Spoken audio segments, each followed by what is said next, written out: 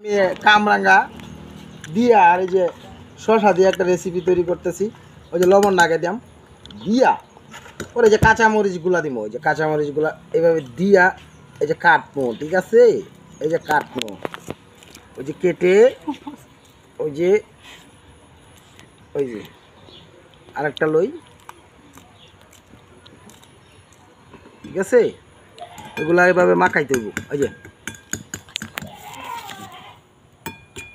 নিয়া পরে ওই যে আমি কামরাঙ্গা নিলাম, আগে কামরাঙ্গাটা এই যে এইভাবে বাক করে এই যে এইভাবে দিয়ে